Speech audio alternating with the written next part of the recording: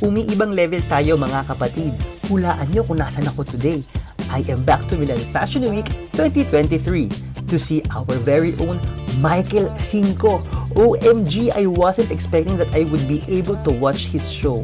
Ang lakas maka-heart evangelista nito, mga zest! Hello there, guys!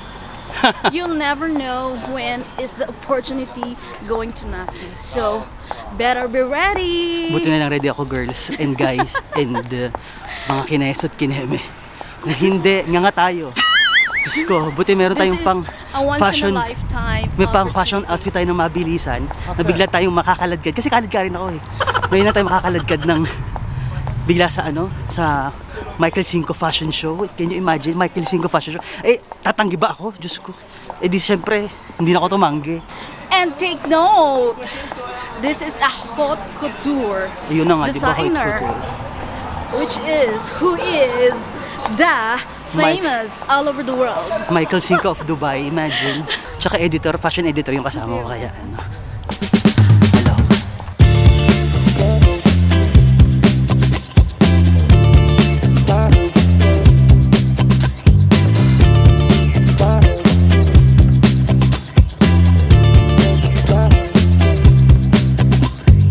That's Studio 13.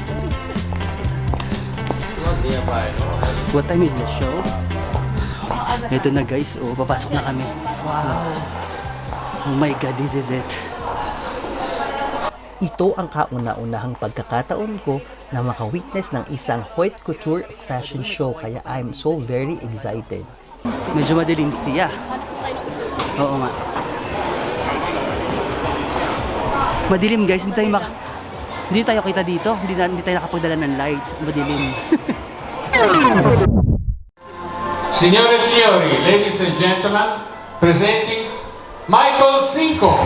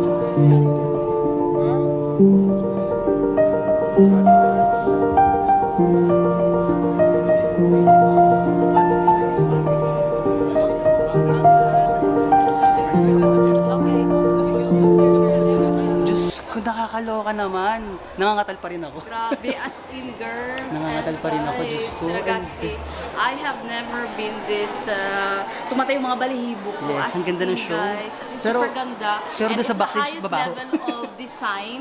It is, oo. And it's very sophisticated, and you know that it can compete in any kind of international level. It's really international. Hindi Yes, ko siya... it's very high.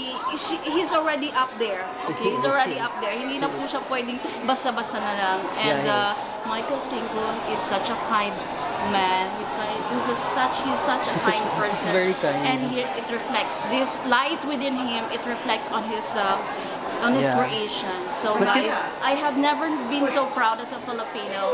And can we get your reaction? How's your reaction to Because that she show? was, Oh my god, she it was with us. amazing. It was amazing. It was amazing. Parang napagod din ako nang wala... For me, the Parang show napagod is din ako nang hindi naman ako... because Wala naman akong ginagawa. aside from he's of Filipino origin because we're so proud. We're just so proud. It's his level of, design that is Oh my God, very madilim na. high. Oo. But he can compete on that level.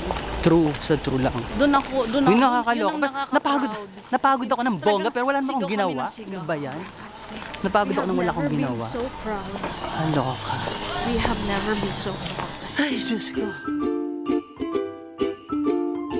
Ay, pero may picture ako kay Tim Yap, ha? Oh, Tsaka may picture ako kay kay Michael Zingo. correct. Kuy, ano mo sa akin? I-ano mo na. Said, gulo May sa'yo, picture ha? ako. Mamaya pag nag-ano tayo doon. Go. MGS.